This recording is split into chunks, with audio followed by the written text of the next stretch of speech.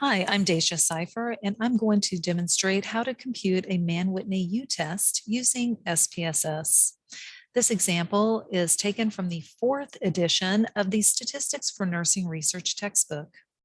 How do you know if you need to compute a Mann-Whitney U test? Remember that an independent samples t-test is the first choice when you are comparing two different samples on a continuous dependent variable. However, the independent samples t-test does require the dependent variable to be normally distributed. If you test your dependent variable distribution and find that it is not, then the second choice, the alternative, would be the Mann-Whitney U test. You always want to try to compute the parametric statistic first, the t-test, because a Mann-Whitney U test is going to have about 95% of the statistical power of the independent samples t-test. Be sure to watch my video on the Statistics for Nursing Research YouTube channel to find out how to properly test for the normality of a distribution.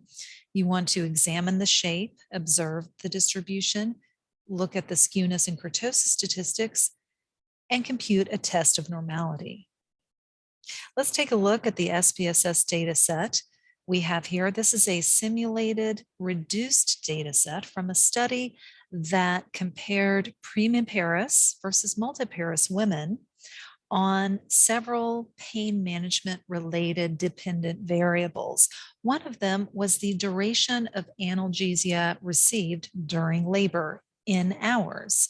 Now, as you can see, I've coded the data set for ones and zeros to represent primiparis, the ones, and multiparis, the twos. It could have been zeros and ones. It's any kind of code so that SPSS knows that the 10 observations, which of the observations belong to which group. Remember that primiparis means having given birth only one time, and multiparis is a history of multiple births.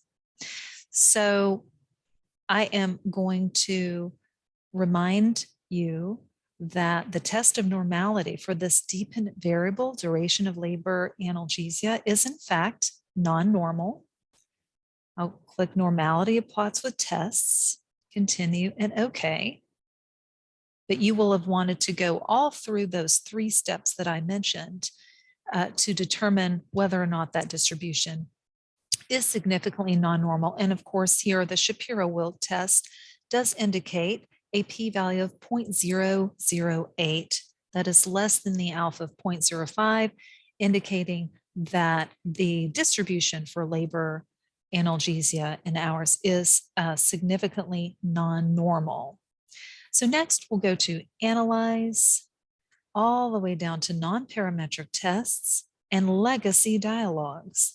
And then you'll choose 2 independent samples right here. Your group variable is the grouping variable, so you'll highlight that and click on Define Groups. And the coding is 1 and 2. Click Continue, and then move your dependent variable to the test variable list. Mann-Whitney U is already selected here, so we click OK. Here you have 2 tables. The first table tells you the mean ranks for each of the 2 groups. Now, the reason why this table doesn't give you actual means in the original scaling of the variable is because it's a non-parametric test. It is assuming that the distribution is non-normal. And remember that a mean is affected by outliers and is affected by a skewed distribution. So the mean isn't necessarily a representative statistic to represent the middle of that distribution. So a Mann-Whitney U test, when computed by hand, converts the raw data to ranks.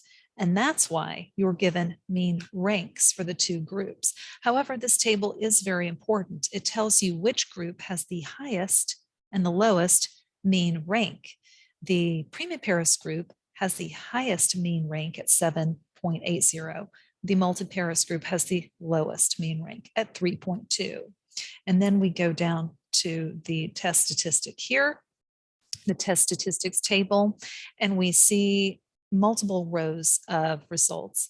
The Mann-Whitney U, when computed by hand, is actually, you compute 2 U's, one for each group, and you select the lowest U. The lowest U here was 1.